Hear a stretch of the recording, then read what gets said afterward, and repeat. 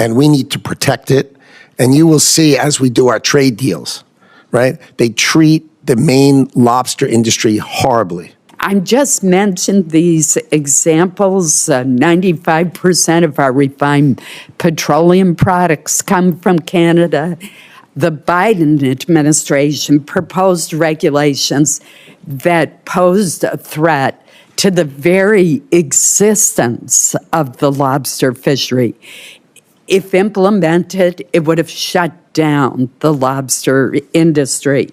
Right? These are key things that this administration is going to drive for. So I completely agree with you. We will protect the great Maine lobster industry because it is a treasure for America. Maine's lobster industry is more than just a symbol of the state. It's a vital economic engine that supports thousands of jobs and sustains coastal communities. For generations, hardworking lobstermen and women have balanced their traditions with responsible stewardship of the ocean. But in 2022, proposed federal regulations aimed at protecting the endangered North Atlantic right whale threatened to shut the industry down entirely. These rules, based on disputed scientific models, were later struck down by a federal court in 2023, which ruled that the government had acted arbitrarily and relied on flawed data. Mr. Secretary, welcome. It's great to see you here today. It probably won't surprise you, given the many discussions we've had about the lobster industry, that I'm going to start with my first question on that. Maine's lobster industry, as you know, is so important to the economy of Maine. And to me as well. I love lobster. And I've always known that. And it represents Maine. It's really an iconic industry for us of hardworking people that sustain many of our coastal communities. In 2022, the Biden administration proposed regulations that posed a threat to the very existence of the lobster fishery. If implemented, it would have shut down the lobster industry. The Maine delegation worked as a team, and we were able to successfully block those regulations and prevent them from going into effect for a period of years. Subsequently, the Maine Lobstermen's Association sued the National Department of the National Marine Fisheries Services in the Department of Commerce, and overwhelmingly won the case in June of 2023. And I want to read you just a little bit of what the judge said, what the three-court panel said in its decision. It said that the service had relied upon worst-case modeling that was, quote, very likely wrong, based on assumptions that the service conceded that it did not believe were accurate. Projections that are very likely wrong, obviously are not likely to occur. And what the court found was that the service acted in an arbitrary and capricious way and blocked the regulations from going forward. But obviously it's costly to go to court and to do that. So, Mr. Secretary, I know there's a new executive order that attempts to establish much higher standards for scientific research. It emphasizes rigorous evidence-based methodologies to inform federal regulations. Can you talk to us about how you believe that this new approach to regulation based in science will help protect the Maine fishing industry and our lobster industry from arbitrary and capricious regulations, as the court found was done in the previous administration? this administration views the Maine lobster industry as an American treasure, and we need to protect it. And you will see as we do our trade deals, right? They treat the Maine lobster industry horribly.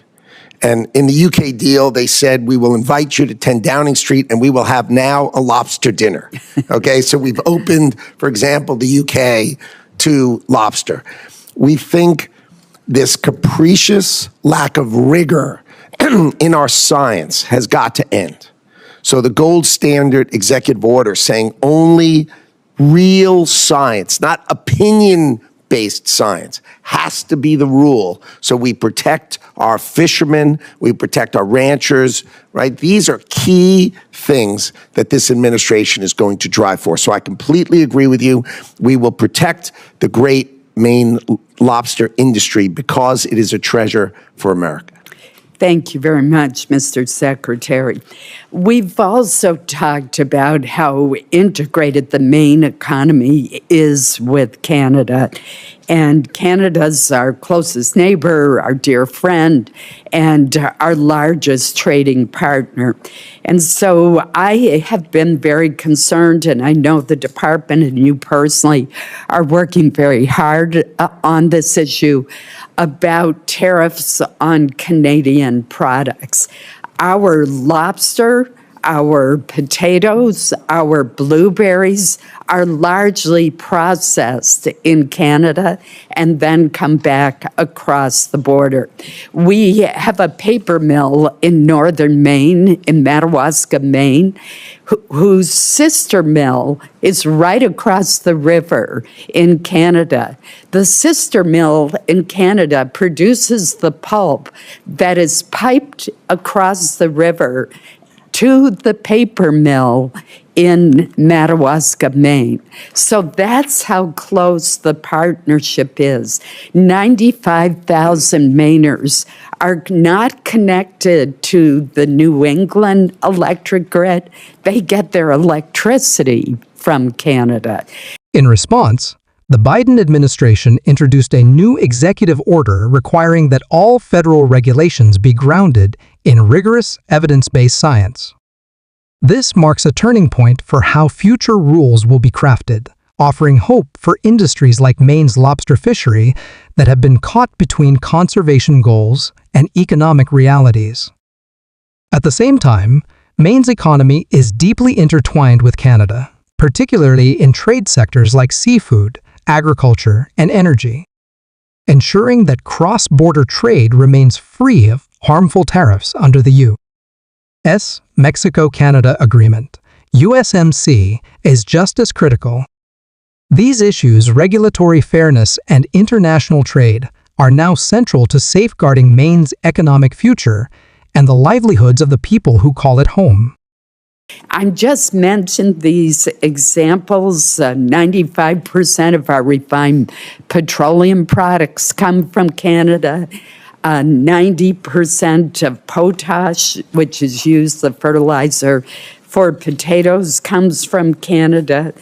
Just to give you a few examples of how integrated our approach is, could you give me a brief update on where we stand with Canadian tariffs? Sure. So the overriding principle is USMCA. So if the products are actually made in Canada and actually made in the United States, they come back and forth, and it's easy for them to fall under the USMCA, and that has no tariff. No tariff. Things that are outside of that, where companies chose to be outside of those rules, and those rules, as you know, have been in place quite a long time. If they're outside of those rules, then they have a tariff on them. They have the fentanyl tariffs, right? Because we needed to close the border and make sure fentanyl was not coming into the country. And people say, oh, Canada doesn't do much in fentanyl. But if you look at the fentanyl rings in Canada, they're often manned by Mexican cartels. So we needed to shut that. And so those outside of USMCA do pay a tariff, but those inside of USMCA are free of tariff. Thank you. If you would provide us with a list of which products are under USMCA. That would be very helpful to us. I believe that a lot of the cases that I've mentioned will be under the USMCA Correct. and thus exempt from the tariff. But it would be good to have some certainty in that area. So if we could work with you and your staff to try to get a more definitive list, that would be very Sure, that primarily comes from USTR, but I will call Okay. them and I will have it to you. Thank No you problem. so much. Thank you, Mr. Chairman. Chairman Collins, thank you very much. Senator Van Hollen. Thank you.